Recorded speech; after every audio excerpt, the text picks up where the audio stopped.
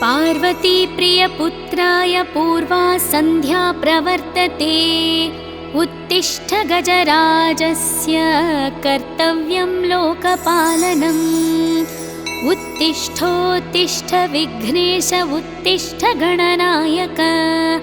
उत्तिष्ठ गिरिजापुत्र जगतां मङ्गलं कुरु। श्रीकाणिपाकवरसिद्धिविनायकत्वं प्रीत्याद्य जागृहि कुरु प्रियमङ्गलानि। त्रैलोक्यरक्षणकराणि महोज्ज्वलानि। श्रीमद्विनायक विभो तव सुप्रभातम्। श्रीमद्विहारपुरवास शिवात्मजात कूपोद्भवाद्भुतविलास स्वयंभूमूर्ते। श्रीदेवशङ्खलिखिताश्रितपादपद्म श्रीमद्विनायक विभो तव सुप्रभातम्। श्रीनारिकेळवनशोभितपुष्टिगात्र क्षीराभिषिक्तशुभविग्रह तत्त्वमूर्ते। दिव्याङ्गमूषिकसुवाहनमोदरूप श्रीमद्विनायक विभो तव सुप्रभातम्। श्रीकाणिपाकवरभूतलवासतुष्ट हे आदिपूज्य अरुणारुणभानुतेज। प्राचीदिशाम्बरमिदं रविकान्तिनिष्ठं श्रीमद्विनायक विभो तव सुप्रभातम्। श्रीबाहुदा शुभतरङ्गसुबाहुदत्त सुस्निग्धशीतलकणानपि स्रङ्गुहित्य। प्राभातवायुरिह यास्यति सेवनाय श्रीमद्विनायक विभो तव सुप्रभातम्। गौरीकराम्बुजसुलालितदिव्यवक्त्र श्रीकण्ठमानसमुदाकरमोदरूप। कैलासशैलशिखरस्थितबालभानो श्रीमद्गणेश्वर विभो तव सुप्रभातम्। दुर्वाङ्कुराणि जलजानि सुपुष्पकाणि बिल्वानि पूजनविधौ च सुसज्जितानि। नित्यार्चनोत्सुकमदोत्कटवारणास्य श्रीमद्गणेश्वर विभो तव सुप्रभातम्। हृत्कूपमध्य समुपस्थितचित्स्वरूप कूटस्थतत्त्वमिदमेव हि बोधनेन। त्वामत्र भासि विदधासि समस्तशोभान् श्रीमद्गणेश्वर विभो तव सुप्रभातम्। श्रीमुद्गलाख्यमुनिसन्नुतसच्चरित्र वासिष्ठगृत्समदमुख्य ऋषिर्वरीड्य। वेदोक्तदेवगणमन्त्रगणादिनाथ श्रीमद्गणेश्वर विभो तव सुप्रभातम्।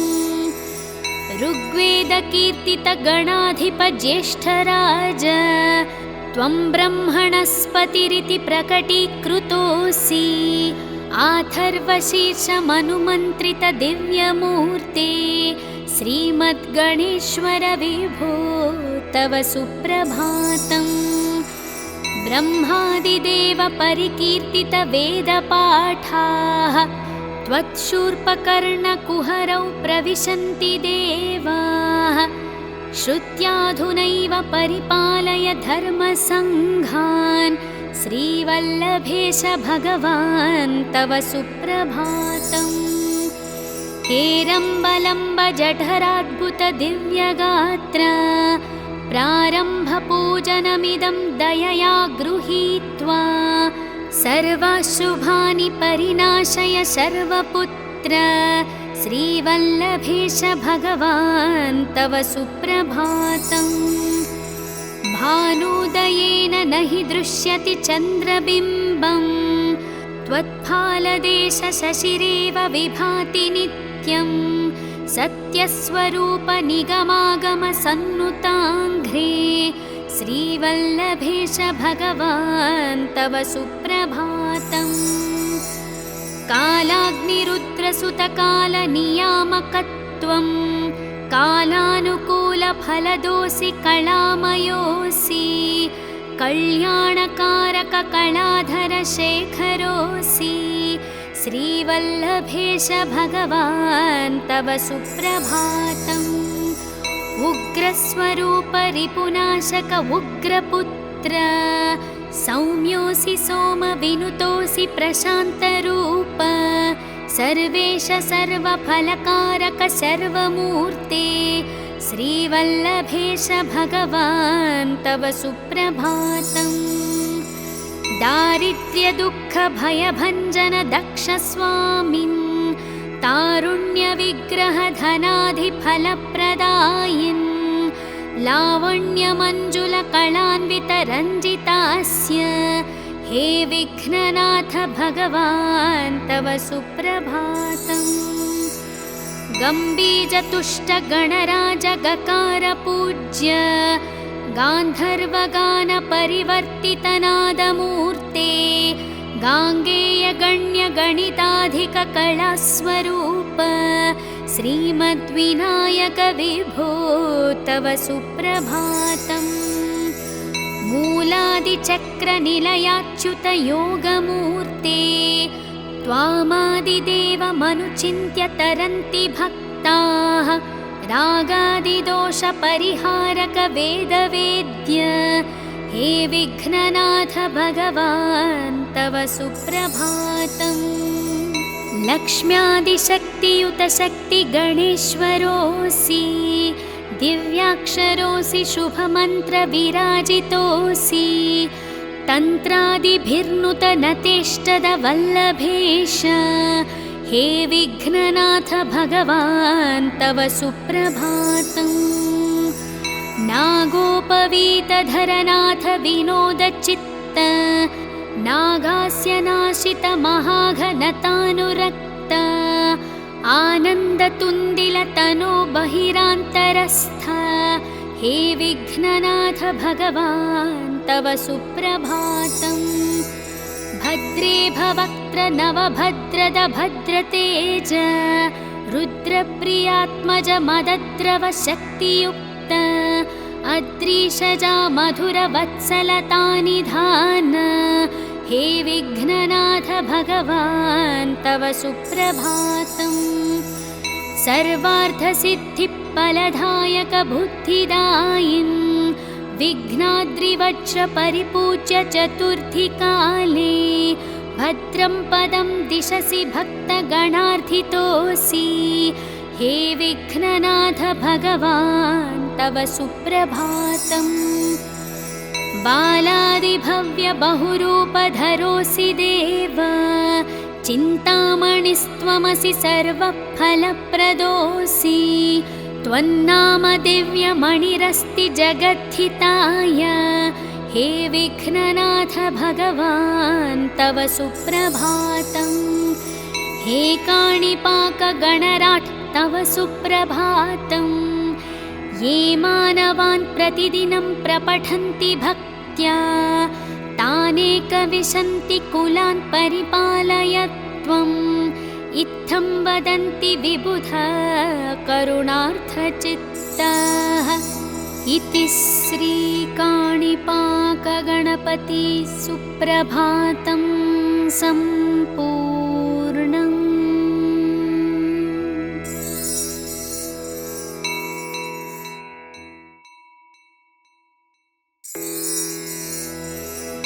ॐ श्रीकाणिपाकगणपतये नमः।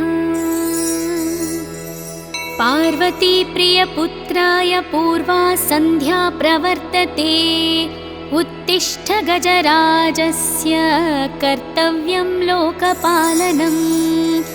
उत्तिष्ठोत्तिष्ठ विघ्नेश उत्तिष्ठ गणनायक उत्तिष्ठ गिरिजापुत्र जगतां मङ्गलं कुरु। श्रीकाणिपाकवरसिद्धिविनायकत्वं प्रीत्याद्य जागृहि कुरु प्रियमङ्गलानि त्रैलोक्यरक्षणकराणि महोज्ज्वलानि श्रीमद्विनायक विभो तव सुप्रभातम्। श्रीमद्विहारपुरवास शिवात्मजात कूपोद्भवाद्भुतविलास स्वयंभुमूर्ते श्रीदेवशङ्खलिखिताश्रितपादपद्म श्रीमद्विनायक विभो तव सुप्रभातम्। श्रीनारिकेळवनशोभितपुष्टिगात्र क्षीराभिषिक्तशुभविग्रहतत्त्वमूर्ते दिव्याङ्गमूषिकसुवाहनमोदरूप श्रीमद्विनायक विभो तव सुप्रभातम्। श्रीकाणिपाकवरभूतलवासतुष्ट हे आदिपूज्य अरुणारुणभानुतेज प्राचीदिशाम्बरमिदं रविकान्तिनिष्ठं श्रीमद्विनायक विभो तव सुप्रभातम्। श्रीबाहुदाशुभतरङ्गसुबाहुदत्त सुस्निग्धशीतलकणानपि स्रङ्गुहित्य प्राभातवायोरिह यास्यति सेवनाय श्रीमद्विनायक विभो तव सुप्रभातम्। गौरीकराम्बुजसुलालितदिव्यवक्त्र श्रीकण्ठमानसमुदाकरमोदरूप कैलासशैलशिखरस्थितबालभानो श्रीमद्गणेश्वर विभो तव सुप्रभातम्। दुर्वाङ्कुराणि जलजानि सुपुष्पकाणि बिल्वानि पूजनविधौ च सुसज्जितानि नित्यार्चनोत्सुकमदोत्कटवारणास्य श्रीमद्गणेश्वर विभो तव सुप्रभातम्। हृत्कूपमध्यसमुपस्थितचित्स्वरूप कूटस्थतत्त्वमिदमेव हि बोधनेन त्वामत्र भासि विदधासि समस्तशोभान् श्रीमद्गणेश्वर विभो तव सुप्रभातम्।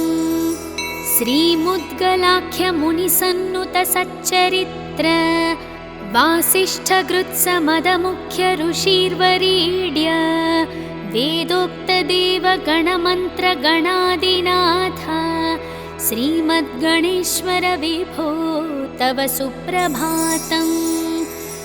ऋग्वेदकीर्तितगणाधिपज्येष्ठराज त्वं ब्रह्मणस्पतिरिति प्रकटीकृतोऽसि आथर्वशीर्षमनुमन्त्रितदिव्यमूर्ते श्रीमद्गणेश्वर विभो तव सुप्रभातम्।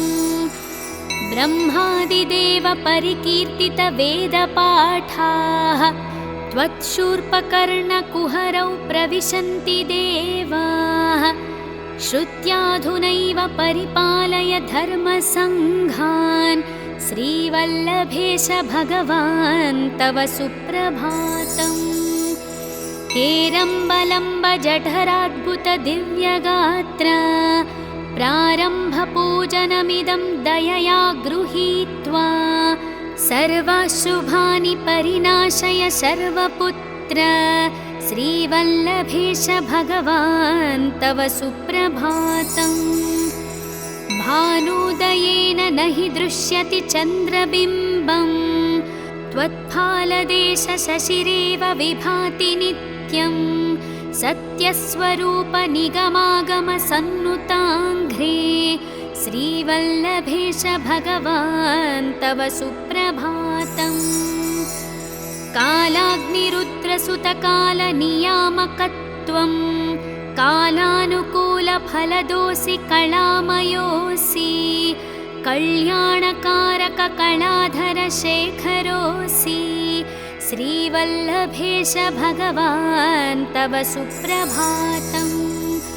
उग्रस्वरूप रिपुनाशक उग्रपुत्र सौम्योऽसि सोमविनुतोऽसि प्रशान्तरूप सर्वेश सर्वफलकारक सर्वमूर्ते श्रीवल्लभेश भगवान् तव सुप्रभातम्। दारिद्र्यदुःखभयभञ्जन दक्षस्वामिन् तारुण्यविग्रहधनाधिफलप्रदायिन् लावण्यमञ्जुलकलान्वितरञ्जितास्य हे विघ्ननाथ भगवान् तव सुप्रभातम्।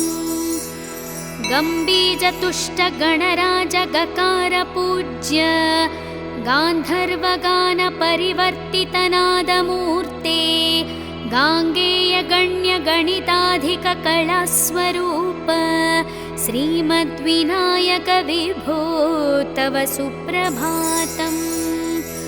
मूलादिचक्रनिलयाच्युतयोगमूर्ते त्वामादिदेवमनुचिन्त्य तरन्ति भक्ताः रागादिदोषपरिहारक वेदवेद्य हे विघ्ननाथ भगवान् तव सुप्रभातम्। लक्ष्म्यादिशक्तियुत शक्तिगणेश्वरोऽसि दिव्याक्षरोऽसि शुभमन्त्रविराजितोऽसि तन्त्रादिभिर्नुतनतेष्टदवल्लभेश हे विघ्ननाथ भगवान् तव सुप्रभातम्। नागोपवीतधरनाथ विनोदचित्त नागास्यनाशितमहाघनतानुरक्त आनन्दतुन्दिलतनो बहिरान्तरस्थ हे विघ्ननाथ भगवान् तव सुप्रभातम्। भद्रे भवक्त्र नवभद्रद भद्रतेज रुद्रप्रियात्मज मदद्रव शक्तियुक्त अद्रीशजा मधुरवत्सलतानिधान हे विघ्ननाथ भगवान् तव सुप्रभातम्। सर्वार्थसिद्धिफलदायक बुद्धिदायिन् विघ्नाद्रिवज्रपरिपूज्य चतुर्थीकाले भद्रं पदं दिशसि भक्तगणार्थितोऽसि हे विघ्ननाथ भगवान् तव सुप्रभातम्। बालादिभव्यबहुरूपधरोऽसि देव चिन्तामणिस्त्वमसि सर्वफलप्रदोऽसि त्वन्नाम दिव्यमणिरस्ति जगद्धिताय हे विघ्ननाथ भगवान् तव सुप्रभातम्। हे काणिपाकगणराट् तव सुप्रभातम्। ये मानवान् प्रतिदिनं प्रपठन्ति भक्त्या तानेकविशन्ति कुलान् परिपालय त्वम् इत्थं वदन्ति विबुधा करुणार्थचित्ताः। इति श्रीकाणिपाकगणपति सुप्रभातं सम्पूर्णम्।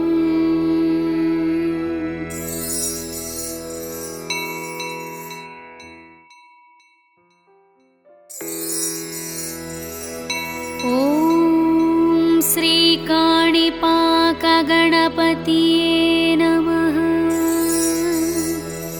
पार्वतीप्रियपुत्राय पूर्वा सन्ध्या प्रवर्तते उत्तिष्ठ गजराजस्य कर्तव्यं लोकपालनम्। उत्तिष्ठोत्तिष्ठ विघ्नेश उत्तिष्ठ गणनायक उत्तिष्ठ गिरिजापुत्र जगतां मङ्गलं कुरु। श्रीकाणिपाकवरसिद्धिविनायकत्वं प्रीत्याद्य जागृहि कुरु प्रियमङ्गलानि। त्रैलोक्यरक्षणकराणि महोज्ज्वलानि श्रीमद्विनायक विभो तव सुप्रभातम्। श्रीमद्विहारपुरवास शिवात्मजात कूपोद्भवाद्भुतविलास स्वयंभुमूर्ते श्रीदेवशङ्खलिखिताश्रितपादपद्म श्रीमद्विनायक विभो तव सुप्रभातम्। श्रीनारिकेळवनशोभितपुष्टिगात्र क्षीराभिषिक्तशुभविग्रहतत्त्वमूर्ते दिव्याङ्गमूषिकसुवाहनमोदरूप श्रीमद्विनायक विभो तव सुप्रभातम्। श्रीकाणिपाकवरभूतलवासतुष्ट हे आदिपूज्य अरुणारुणभानुतेज प्राचीदिशाम्बरमिदं रविकान्तिनिष्ठं श्रीमद्विनायक विभो तव सुप्रभातम्। श्रीबाहुदाशुभतरङ्गसुबाहुदत्त सुस्निग्धशीतलकणानपि स्रङ्गुहित्य प्राभातवायुरिह यास्यति सेवनाय श्रीमद्विनायक विभो तव सुप्रभातम्। गौरीकराम्बुजसुलालितदिव्यवक्त्र श्रीकण्ठमानसमुदाकरमोदरूप कैलासशैलशिखरस्थितबालभानो श्रीमद्गणेश्वर विभो तव सुप्रभातम्। दुर्वाङ्कुराणि जलजानि सुपुष्पकाणि बिल्वानि पूजनविधौ च सुसज्जितानि नित्यार्चनोत्सुकमदोत्कटवारणास्य श्रीमद्गणेश्वर विभो तव सुप्रभातम्। हृत्कूपमध्यसमुपस्थितचित्स्वरूप कूटस्थतत्त्वमिदमेव हि बोधनेन त्वामत्र भासि विदधासि समस्तशोभान् श्रीमद्गणेश्वर विभो तव सुप्रभातम्। श्रीमुद्गलाख्यमुनिसन्नुतसच्चरित्र वासिष्ठगृत्समदमुख्य ऋषिर्वरीड्य वेदोक्तदेवगणमन्त्रगणादिनाथ श्रीमद्गणेश्वर विभो तव सुप्रभातम्। ऋग्वेदकीर्तितगणाधिपज्येष्ठराज त्वं ब्रह्मणस्पतिरिति प्रकटीकृतोऽसि आथर्वशीर्षमनुमन्त्रितदिव्यमूर्ते श्रीमद्गणेश्वर विभो तव सुप्रभातम्। ब्रह्मादिदेव परिकीर्तितवेदपाठाः त्वत्शूर्पकर्णकुहरौ प्रविशन्ति देवाः श्रुत्याधुनैव परिपालय धर्मसङ्घान् श्रीवल्लभेश भगवान् तव सुप्रभातम्। हेरम्बलम्ब जठराद्भुतदिव्यगात्र प्रारम्भपूजनमिदं दयया गृहीत्वा सर्वशुभानि परिनाशय शर्वपुत्र श्रीवल्लभेश भगवान् तव सुप्रभातम्। भानुदयेन न हि दृश्यति चन्द्रबिम्बं त्वत्फालदेशशशिरेव विभाति नित्यं सत्यस्वरूप निगमागमसन्नुताङ्घ्रे श्रीवल्लभेश भगवान् तव सुप्रभातम्। कालाग्निरुद्रसुतकालनियामकत्वं कालानुकूलफलदोऽसि कलामयोऽसि कल्याणकारककलाधरशेखरोऽसि श्रीवल्लभेश भगवान् तव सुप्रभातम्। उग्रस्वरूप रिपुनाशक उग्रपुत्र सौम्योऽसि सोमविनुतोऽसि प्रशान्तरूप सर्वेश सर्वफलकारक सर्वमूर्ते श्रीवल्लभेश भगवान् तव सुप्रभातम्। दारिद्र्यदुःखभयभञ्जन दक्षस्वामिन् तारुण्यविग्रहधनाधिफलप्रदायिन् लावण्यमञ्जुलकलान्वितरञ्जितास्य हे विघ्ननाथ भगवान् तव सुप्रभातम्। गम्बीजतुष्टगणराजगकारपूज्य गान्धर्वगानपरिवर्तितनादमूर्ते गाङ्गेयगण्यगणिताधिककलास्वरूप श्रीमद्विनायक विभो तव सुप्रभातम्। मूलादिचक्रनिलयाच्युतयोगमूर्ते त्वामादिदेवमनुचिन्त्य तरन्ति भक्ताः रागादिदोषपरिहारक वेदवेद्य हे विघ्ननाथ भगवान् तव सुप्रभातम्। लक्ष्म्यादिशक्तियुत शक्तिगणेश्वरोऽसि दिव्याक्षरोऽसि शुभमन्त्रविराजितोऽसि तन्त्रादिभिर्नुतनतेष्टदवल्लभेश हे विघ्ननाथ भगवान् तव सुप्रभातम्। नागोपवीतधरनाथ विनोदचित्त नागास्यनाशितमहाघनतानुरक्त आनन्दतुन्दिलतनो